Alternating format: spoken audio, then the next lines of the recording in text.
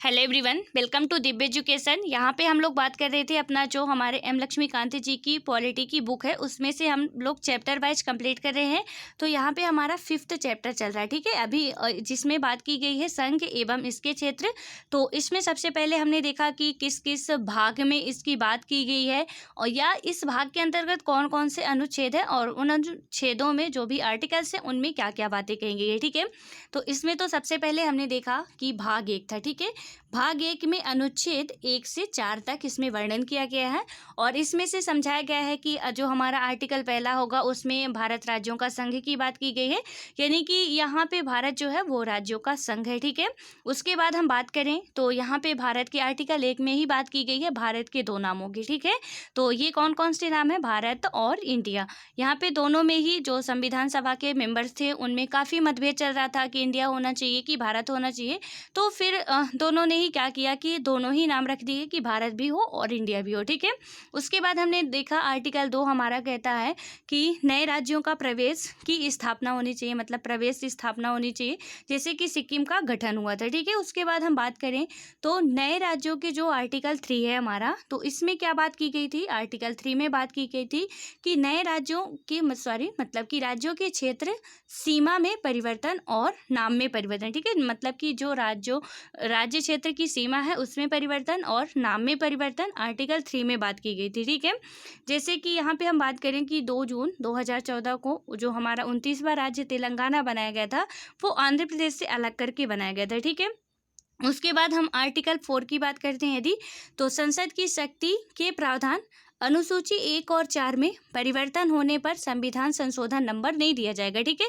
यानी कि जब भी संविधान संशोधन होगा 1 और 4 में, तो इसका जो भी संविधान संशोधन होगा वो नंबर नहीं दिया जाएगा, ठीक है। आपको पता है कि जैसे 9वां संविधान संशोधन किसी भी क्षेत्र के लिए या किसी भी काम के लिए जब संशोधन होता है तो वहाँ पे उसका नंबर दिया जाता है। 9वां संविधान संशोधन अधिनियम या 11वां या 10वां या 12वां जो भी संविधान संशोधन अधिनियम होते हैं, लेकिन इसमें क्या बात की गई कि उसका नंबर नहीं दिया जाएगा, ठीक है।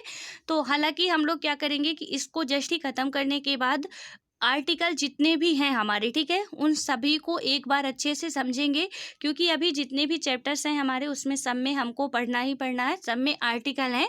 तो इसलिए क्या करेंगे कि सबसे पहले हम लोग छांट के एक बार आर्टिकल समझ लेंगे कि क्या क्या बातें हैं और फिर चैप्टर पढ़ेंगे तो अच्छे तरीके से समझ में आएगा, ठीक है। तो अब यहाँ पे आपको इतना समझ में आ गया था। उसके बाद हमने बात की थी कि मतलब कि जो राज्यों के पुनर्गठन के लिए कुछ संसद की शक्तियाँ थी, विशेष रूप से वो कौन कौन सी थी इसके बारे में हमने देखा। अब यहाँ पे बात करें यदि, तो संसद की शक्तियाँ क्या नहीं है, ठीक है। मतलब कि संसद की शक्तियों के बारे में तो हमने देख लिया कि वो नए राज्यों का प्रवेश कर सकती है, मतलब नए राज्यों का गठन कर सकती है, उनके सीमा क्षेत्र में परिवर्तन कर सकती है, नाम में परिवर्तन कर सकती है, लेकिन इसमें शक्ति क्या नहीं है, ठीक है। तो इसके बारे में एक क्वेश्चन उठा था सुप्रीम कोर्ट में 1960 में बीरूबाड़ी केस के मामले में कि जो है क्या संसद को, वहाँ पे जो क्वेश्चन क्या था कि क्या संसद को यह भी अधिकार है कि वो किसी राज्य के क्षेत्र की सीमा, मतलब कि जो राज्य के क्षेत्र की सीमा को समाप्त कर देगी या भारतीय राज्य को किसी अन्य राज्य को दे देगी, ठीक है, या कि किसी अन्य देश को दे देगी। तो यहाँ पे ये क्वेश्चन था कि मतलब जो भी संसद है तो क्या उसके पास इतना पावर है कि वो भारत के जो भी राज्य क्षेत्र हैं उनकी सीमा को समाप्त कर देगी या कि फिर किसी अन्य राज्य को दे दे, मतलब अन्य देश को दे देगी। ये आर्टिकल 3 के तहत, क्योंकि सीमा में परिवर्तन की बात की गई है, ठीक है, उसको समाप्त करने की बात नहीं की गई है, तो इसीलिए आपको ध्यान रखना है। उसके बाद हम बात करें तो यह प्रश्न क्या था कि उच्चतम न्यायालय के सामने तब आया था जब 1960 में राष्ट्रपति द्वारा एक संदर्भ के जरिए उससे इस बारे में पूछा गया था, ठीक है। केंद्र सरकार का निर्णय कि बीरूबाड़ी संघ यानी कि पश्चिम बंगाल पर पाकिस्तान का नेतृत्व हो, ठीक है। तो केंद्र सरकार का जो निर्णय था, यानी जो एक बीरूबाड़ी संघ 1960 में जो मामला आता है वहाँ पे क्या था कि पश्चिम बंगाल पर पाकिस्तान का नेतृत्व हो ने राजनीतिक विद्रोह और विवाद को जन्म दे दिया, ठीक है। ये जो प्रस्ताव था इसने क्या किया कि राजनीतिक विद्रोह और विवाद को जन्म दे दिया, जिस कारण क्या हुआ कि राष्ट्रपति से संदर्भ लिया गया। उच्चतम न्यायालय ने कहा कि संसद की शक्तियाँ मतलब कि जो भी संसद की शक्तियों राज्यों की सीमा समाप्त करने और भारतीय क्षेत्र को अन्य देशों को देने की नहीं है, ठीक है। यानी कि आप इसको अच्छी तरीके से दिमाग में बैठा लो, क्योंकि इससे बहुत ज़्यादा क्वेश्चन बनते हैं। तो ये क्या होगा कि संसद की जो पावर है वो भारतीय राज्यों की सीमा को समाप्त करने यानी आर्टिकल 3 के तहत और भारतीय क्षेत्रों को अन्य देशों को देने की नहीं है। ठीक है, तो उसके पास, संसद के पास ये पावर नहीं है कि वो किसी भी राज्य की सीमा समाप्त कर दे या किसी अन्य देश को दे दे। ठीक है, तो इसके बाद क्या किया जा सकता है कि जो भी किसी राज्य के मतलब किसी देश के राज्य यहाँ पे फंस रहे हैं या कुछ मिल रहे हैं तो उनको कैसे दिया जाएगा। तो इसमें सिर्फ यही बताया गया था कि यह कार्य क्या हो सकता है कि संविधान संशोधन के द्वारा ही किया जा सकता है। ठीक है, यानी कि आपको पता है कि आर्टिकल 368 में संविधान संशोधन की बात की जाती है कि संविधान में जितनी भी बातें हैं, जितने भी आर्टिकल्स है उनमें आप संशोधन कर सकते हो। ठीक है, तो यहाँ पे क्या हुआ कि आर्टिकल 368 में हो संविधान संशोधन करके मतलब कि संशोधन कर किया जा सकता है। इस तरह 9वें संविधान संशोधन अधिनियम 1960 के प्रभावी होने पर उक्त क्षेत्र को पाकिस्तान को स्थानांतरित कर दिया गया। ठीक है, जो मामला आया था कि पश्चिम बंगाल पाकिस्तान के नेतृत्व में होना चाहिए, तो यहाँ पे आपको पता है कि बंगाल का कुछ क्षेत्र जो है वो पाकिस्तान के पहले नेतृत्व में था, लेकिन अब बांग्लादेश के नेतृत्व में है। ठीक है, क्योंकि बांग्लादेश क्या हो गया है, पाकिस्तान से अलग हो गया है। पहले एक ही था, क्योंकि भारत और पाकिस्तान का डिवाइडेशन हुआ था, बांग्लादेश अस्तित्व में नहीं था। ठीक है, लेकिन जब भारत पाकिस्तान की और वहाँ के ही जनता के द्वारा जब दोनों में ही मतभेद पैदा हुआ तो फिर क्या हुआ, जैसे भारत से पाकिस्तान अलग हुआ था वैसे ही भारत से फिर पाकिस्तान से बांग्लादेश अलग होता है। ठीक है, तो जो पूर्वी पाकिस्तान था वो बांग्लादेश के नाम से जाना जाता प्रेजेंट टाइम में, और जो पश्चिमी पाकिस्तान था वो अभी भी पाकिस्तान के नाम से ही जाना जाता है। ठीक है, उसके बाद हम बात करें यदि, तो यहाँ पे आगे बताया गया है कि 100वां संविधान संशोधन अधिनियम कब होता है, 2015 के अनुसार भारत ने बांग्लादेश को क्या किया था, 111 विदेशी अंतः क्षेत्र दिया था। ठीक है, तो यहाँ पे संसद की कोई पावर नहीं थी, संविधान संशोधन किया गया फिर से, और इस संविधान संशोधन का कौन से नंबर का था, 100वें नंबर का था। ठीक है, यानी पहले 9वें नंबर का था, मतलब 9वें संविधान संशोधन, और इसको याद रखना क्योंकि काफ़ी क्वेश्चन पूछे जाते हैं ये पूरा। ठीक है, उसका सन भी, और यानी कि 9वां संविधान संशोधन 1960 और 100वां संविधान संशोधन अधिनियम 2015 के अनुसार क्या किया गया कि भारत ने, ठीक है, तो भारत ने क्या किया कि बांग्लादेश को 111 विदेशी अंतः क्षेत्र दिया। यानी भारत ने कितना दिया, 111 विदेशी अंतः क्षेत्र दिया, व बांग्लादेश ने भारत को कितना दिया, तो 51 अंतः क्षेत्र भारत को देता है। ठीक है, उसके बाद अब हम बात करते हैं केंद्र शासित प्रदेशों एवं राज्यों का उद्भव कैसे होता है। जो हमारी यूनियन टेरिटरीज है और जो स्टेट है उनका उद्भव कैसे होता है। ठीक है, क्योंकि वहाँ पे पहले प्रांत थे, कोई राज्य वगैरह नहीं थे। ठीक है, भारत ही एक राज्य के नाम से जाना जाता था, और वो अभी भी अदर जो भी कंट्रीज है वहाँ पे भारत एक राज्य के रूप में ही है। और यहाँ पे हम लोगों ने अच्छे से समझा जब संप्रभुता समझ रहे थे कि कैसे इसे राज्य कहा जाता है। ठीक है, उसके बाद हम बात करें तो यहाँ पे सबसे पहले था देशी रियासतों का एकीकरण। ठीक है, तो पहले क्या था, राजा महाराजाओं का जो भी शासन चलता था, इसमें क्या था कि जो देशी रियासतों को 3 विकल्प दिए गए थे कि वो चाहे, जब भारत और पाकिस्तान का डिवाइडेशन हुआ तो इनको सिर्फ मतलब 3 इनको दिए गए थे कि वो चाहें तो भारत में शामिल हो सकती हैं, या तो पाकिस्तान में शामिल हो सकती हैं, या स्वतंत्र रह सकती हैं। ठीक है, तो यहाँ पे पहले क्या था, यदि हम 1950 के पहले की बात करें, ठीक है, तो इसके पहले क्या होता था कि जो भारत में क्या थी, जो प्रशासनिक इकाइयाँ थी, तो इनमें 2 भागों में डिवाइड थी। ठीक है, एक ब्रिटिश प्रांत थी और एक देशी रियासत थी, यानी कि जो भी राजा महाराजा थे तो ब्रिटिश प्रांत सरकार के शासन के अधीन थी। ठीक है, यानी कि जो ब्रिटिश सरकार के अधीन शासन था तो उसे हम ब्रिटिश प्रांत कहते थे, और देशी रियासतों में क्या था कि जो भी राजा महाराजा वगैरह रहते थे तो इनके हाथों में बागडोर होती थी। ठीक है, उसके बाद हम बात करें तो भारत स्वतंत्रता अधिनियम जब आता है तो इसमें क्या होता है, 2 अधिराज्य होते हैं। एक कौन सा होता है, 2 अधिराज्य मतलब कि 2 डोमिनियन स्टेट होते हैं। पहला होता है भारत और दूसरा होता है पाकिस्तान। ठीक है, ये 2 हुए। उसके बाद क्या होता है कि जब इनका दोनों का ही डिवाइडेशन हुआ, ठीक है, भारत स्वतंत्रता अधिनियम इसे बोला जाता है, इसमें 2 अधिराज्यों का निर्माण हुआ, पहला था भारत, दूसरा था पाकिस्तान। अब जब इनका डिवाइडेशन हो गया तो इनमें जो देशी रियासतें थी तो उनको क्या कहा गया कि जो भी भारत में शामिल हो सकती हैं, मतलब उनके सामने 3 विकल्प उपस्थित किए गए कि आप चाहो तो भारत में शामिल हो सकते हो, या तो आप पाकिस्तान में शामिल हो सकते हो, या स्वतंत्र रह सकते हो। ठीक है, तो यहाँ पे उस टाइम पे तत्कालीन समय में 552 कुल देशी रियासतें थी, ठीक है। तो उनमें से 549 तो उसी टाइम क्या हो गई, जब ये निर्णय निकाला गया, भारत में शामिल हो जाती हैं, ठीक है। बचती हैं 3 देशी रियासतें, और यहाँ पे यानी कि हमने देखा कि 549 रियासतें जो थी वो भारत में शामिल हो गई, और बची 3 रियासतें अन्य प्रक्रिया से सम्मिलित हुई, ठीक है। यदि यहाँ पे आपको समझ ही आ गया कि 552 कुल देशी रियासतें थी, तो 549 तो जैसे ये निर्णय निकला कि उनको कहा गया कि आप जहाँ मन करे आप वहाँ जा सकते हैं, तो वो इसके निर्णय लेने के लिए स्वतंत्र थे, ठीक है। तो उन्होंने क्या किया, 549 देशी रियासतें भारत में शामिल हो गई, ठीक है। बिना किसी मतलब बिना किसी झगड़े के या बिना किसी कार्रवाई के वो भारत में अपने आप आके शामिल हो गए। बचती हैं 3 रियासतें, और 3 रियासतें कौन कौन सी थी? पहली थी हैदराबाद, दूसरी थी जूनागढ़, और तीसरी थी कश्मीर, ठीक है। जिसका कश्मीर का आज तक सिर्फ विवाद का कारण वही था। तो यहाँ पे क्या हुआ कि जो जूनागढ़ थी, तो जूनागढ़ को पुलिस कार्यवाही के द्वारा भारत में शामिल कर लिया जाता है, ठीक है। और उसके बाद बात करें तो जो हमारा जो जूनागढ़ था उसको जनमत संग्रह के द्वारा भारत में शामिल किया जाता है। यानी कि वहाँ पे जो भी वहाँ की जनता थी, जनमत संग्रह का मतलब है कि जो भी जूनागढ़ की जनता थी तो उनकी वोटिंग कराई जाती है, उनसे पूछा जाता है कि आप कहाँ पे शामिल होंगे।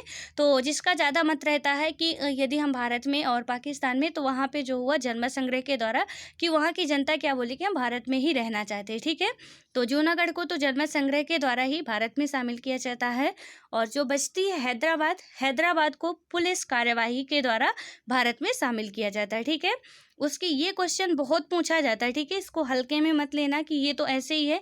इससे क्वेश्चन आपके किसी भी एग्जाम में, और जो भी स्टेट पीसीएस है या एसएससी रेलवे वगैरह में, तो बहुत ज़्यादा क्वेश्चन पूछे जाते हैं कि हैदराबाद किस प्रक्रिया के द्वारा भारत में शामिल किया गया, या जूनागढ़ रियासत किस प्रक्रिया के द्वारा भारत में शामिल की जाती है, और या कि कश्मीर। तो आपको बताना पड़ेगा कि किस मतलब कि किस प्रक्रिया के द्वारा ये शामिल होती है, ठीक है।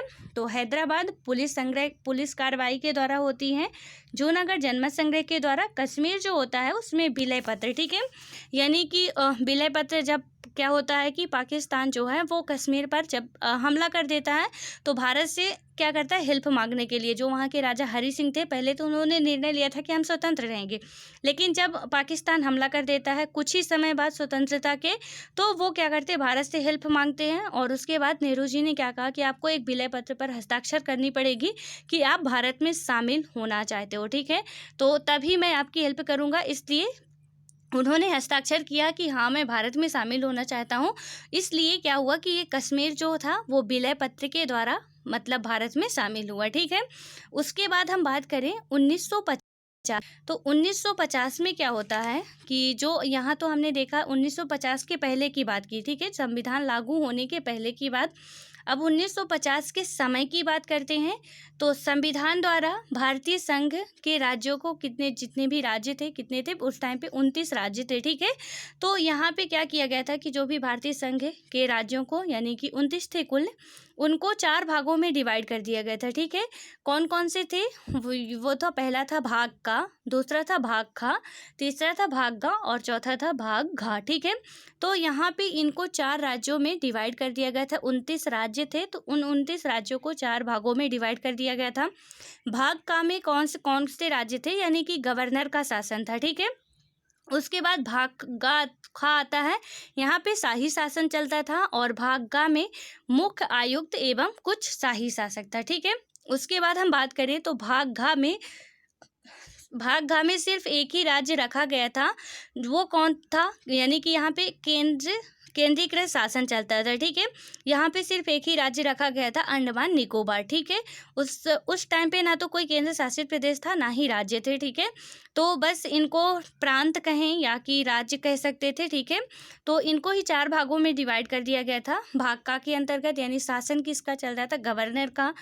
खा में शाही शासन था, गा में मुख्य आयुक्त एवं कुछ शाही शासन था, और घा में जो था तो यहाँ पे केंद्रीकृत शासन था। इसमें कौन सा राज्य था, सिर्फ एक था अंडमान निकोबार ही रखा गया था। ठीक है, अब यहाँ से क्वेश्चन भी पूछा जा सकता है कि भाग घ में कितने राज्य सम्मिलित थे। ठीक है, तो भाग घ में आपको ध्यान देना कि सिर्फ एक ही था, वो है अंडमान निकोबार, जो अभी इस टाइम की केंद्र शासित प्रदेश है भारत का हमारे। ठीक है, उसके बाद हम बात करें तो इसके लिए क्या किया गया था, कुछ समितियों का गठन किया गया था, यानी राज्यों के गठन के लिए कुछ समितियों का गठन किया गया था। इनमें से कौन कौन सी महत्वपूर्ण समितियाँ थी, इनके बारे में यदि हम बात करें तो सबसे पहले तो था कि एस के धर समिति। ठीक है, यानी कि एस के धर आयोग, यहाँ पे पूरा नाम होगा इसका एस के धर आयोग। ठीक है, और जेबी समिति। जेबी समिति का मतलब है कि जवाहरलाल नेहरू, वल्लभ भाई पटेल और पट्टाभी सीतारमैया। ठीक है, तो यहाँ पे जो एस के धर समिति के बारे में पहले समझते हैं।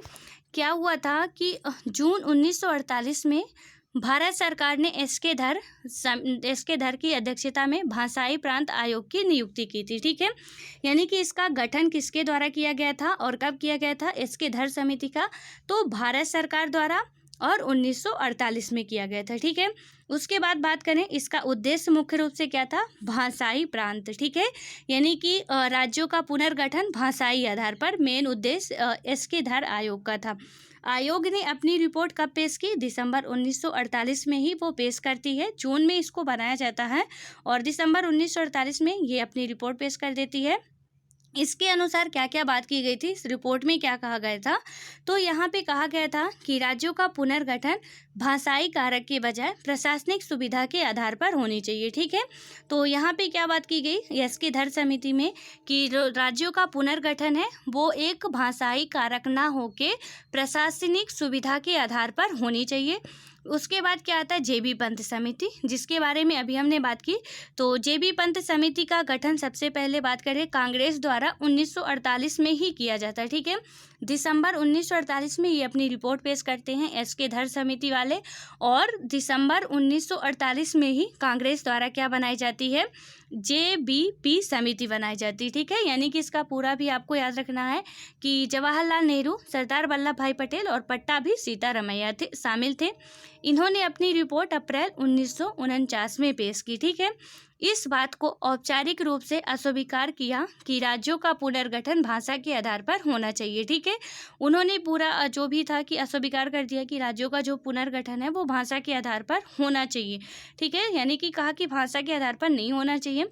यहाँ पे एक थे व्यक्ति, बहुत ही बुजुर्ग व्यक्ति थे, 56 दिन की भूख हड़ताल के बाद कांग्रेसी नेता पोट्टी श्रीरामुलु का निधन हो जाता है। ठीक है, तो यहाँ पे क्या होता है कि जब ये समितियाँ यहाँ पे मानने के लिए तैयार नहीं थी कि भाषाई आधार पे इनका गठन नहीं होगा, तो जो पोट्टी श्रीरामुलु ने आमरण अनशन किया था। ठीक है, 56 दिनों तक, ये 56 दिन बहुत होते हैं। ठीक है, यानी कि 1.5-2 महीने तक इन्होंने आमरण अनशन किया भाषा के आधार पर राज्य बनाने के लिए। ठीक है, जब जेबी पंत समिति के द्वारा मना कर दिया गया कि यहाँ पे भाषा के आधार पर तो बिल्कुल राज्य नहीं बनाए जा सकते हैं, तो इन्होंने 56 दिन का आमरण अनशन किया। और ये क्वेश्चन आपसे किसी भी एग्जाम में पूछ लिया जा सकता है। ठीक है, इस नेता का नाम क्या था, जो कांग्रेसी नेता थे, पोट्टी श्रीरामुलु। ठीक है, किसी भी स्टेट पीसीएस में आपसे ये क्वेश्चन पूछा जा सकता है। उसके बाद हम बात करें, अक्टूबर 1953 में आंध्र प्रदेश का भाषा के आधार पर गठन किया गया। जब इनकी मृत्यु हो जाती है तो फिर अक्टूबर 1953 में, ठीक है, कब किया जाता है, 1953 में भाषा के आधार पर राज्य का गठन किया जाता है। क्योंकि इन्होंने अनशन क्यों किया था कि भाषा के आधार पर राज्यों का ही गठन होना चाहिए और किसी आधार पे नहीं। इसीलिए फिर इन्हीं के जो भी आंदोलन और तीव्र होता जा रहा था, तो इसलिए सरकार को क्या करना पड़ा, भाषा के आधार पर ही 1953 में आंध्र प्रदेश का गठन किया गया। ठीक है, तो यहाँ पे ये क्वेश्चन आप में से जो भी एग्जाम दिया होगा उसको पता होगा, या कि आप प्रीवियस ईयर के पेपर उठा के देखिएगा कि कितने बार ये क्वेश्चन पूछा गया है। ठीक है, किसी भी एग्जाम का हो तो यहाँ पे पूछा गया कि सबसे पहले भाषा के आधार पर कौन से राज्य का गठन हुआ था। ठीक है, तो अक्टूबर 1953 में किसका गठन हुआ था, आंध्र प्रदेश का। ठीक है, तो भाषा के आधार पर सबसे पहला गठित राज्य कौन सा है, वो आंध्र प्रदेश है। उसके बाद हम बात करें तो 1953 में ही अक्टूबर में उसका गठन कर दिया जाता है। और उसके बाद फजल अली आयोग, ठीक है, 1953 में फजल अली आयोग का गठन किया जाता है। और इसके अध्यक्ष बात करें तो अध्यक्ष थे डॉक्टर फजल अली थे, ठीक है। और इसके दो और भी सदस्य थे, तो यहाँ पे कौन थे, इनका नाम भी MPPSC का पेपर आप उठा के देखिएगा, 2017-18 का क्वेश्चन है कि मतलब कि जो फजल अली आयोग में इसके सहयोगी सदस्य कौन थे, ठीक है। अब वहाँ पे आपको ऑप्शन दे दिया जाएगा कि KM पाडिक्कर और HN कुंजरू, ठीक है। तो ये दोनों ही इसके सहयोगी सदस्य थे, ठीक है। फजल अली आयोग जो था दिसंबर 1953 में बनाया जाता है।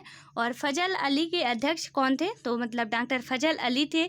और उसके बाद KM पाडिक्कर और HN कुंजरू इसके दो अन्य सदस्य थे, ठीक है। उसके बाद यदि हम बात करें यहाँ पे, तो इस आयोग ने रिपोर्ट 1955 में पेश की थी, ठीक है। जो इसकी आयोग थी, तो इन्होंने अपनी रिपोर्ट कब पेश की थी, 1955 में। और क्या बात की थी कि भाषा के आधार पर राज्यों का गठन होना चाहिए, ठीक है। तो इन्होंने अपनी रिपोर्ट 1955 में पेश की और इस बात को व्यापक रूप से स्वीकार किया कि राज्य का पुनर्गठन में भाषा को मुख्य आधार बनाया जाना चाहिए, ठीक है। इतने बड़े अनशन के बाद फिर इन्होंने भी क्या किया कि भाषा का जो मतलब राज्यों का जो पुनर्गठन है वो भाषा के आधार पर ही होना चाहिए। लेकिन इसने एक राज्य एक भाषा को अस्वीकार कर दिया, ठीक है।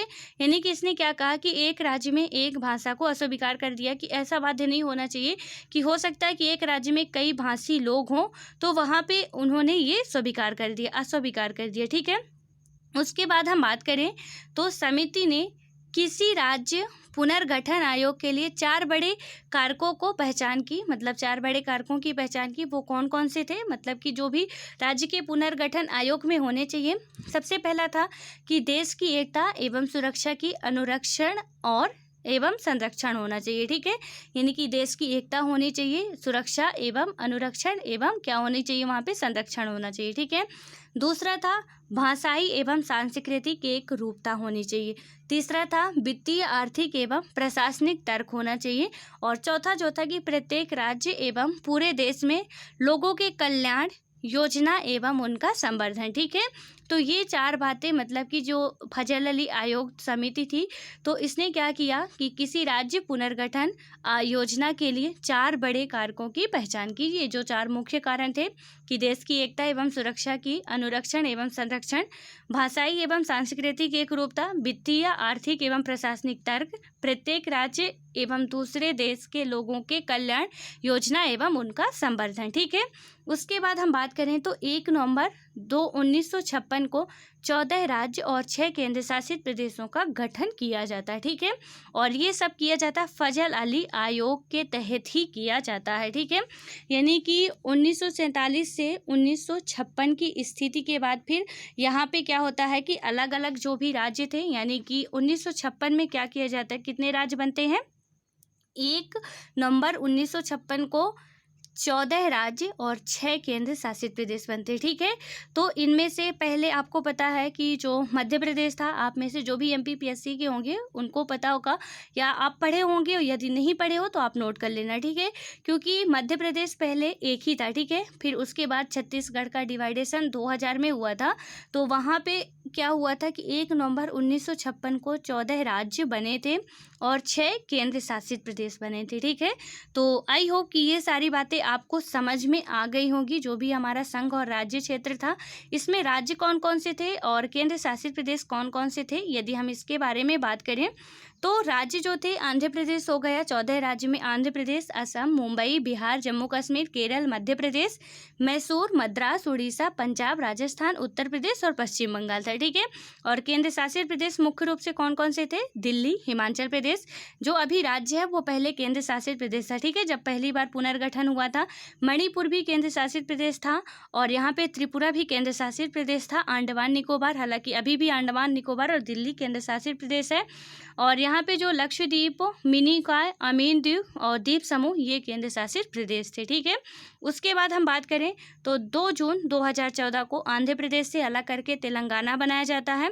और भाषा के आधार पर आंध्र प्रदेश पहला राज्य बना। ठीक है, जो कि कुछ इसके कीवर्ड्स है, तो ये भी आप नोट कर लो कि 2 जून 2014 में आंध्र प्रदेश से तेलंगाना राज्य बना। भाषा के आधार पर आंध्र प्रदेश पहला राज्य बना। भाषा तेलुगु, राजधानी कुर्नूल और गंटूर में हाई कोर्ट स्थापित हुआ जो आंध्र प्रदेश का था। ठीक है, 2014 में भारत में 29 राज्य 7 केंद्र शासित प्रदेश है। ठीक है, यानी कि 2014 तक अब हम बात करें 2020 की, तो भारत में 28 राज्य और 8 केंद्र शासित प्रदेश है। ठीक है, तो यहाँ पे आप एक बात और मेंशन करना कि 2020 में, ठीक है, यहाँ पे 2014 तक की बात की गई है, 2020 में भारत में 28 राज्य और 8 केंद्र शासित प्रदेश है, क्योंकि जम्मू कश्मीर का डिवाइडेशन हो गया है और दादरा एवं नगर हवेली और दमन एवं दीव को मर्ज कर दिया गया है। तो यहाँ पे 28 राज्य है और 8 केंद्र शासित प्रदेश है। ठीक है, तो ये बातें आपको समझ में आई। अब हम पहले पढ़ेंगे, नागरिकता पढ़ने से पहले जितने भी हमारे अनुच्छेद हैं उसको कंप्लीट करेंगे अच्छे तरीके से। उसके बाद हम पढ़ेंगे अपना जो सिटीजनशिप है, ठीक है, उसके बारे में बहुत ही अच्छे तरीके से समझेंगे। और आई होप कि ये सारा आपको समझ में आ गया होगा और आप हमारे साथ साथ नोट्स भी बनाते चल रहे होंगे। ठीक है, तो मिलते हैं नेक्स्ट वीडियो में, तब तक के लिए बाय बाय, पढ़ते रहो आप सभी।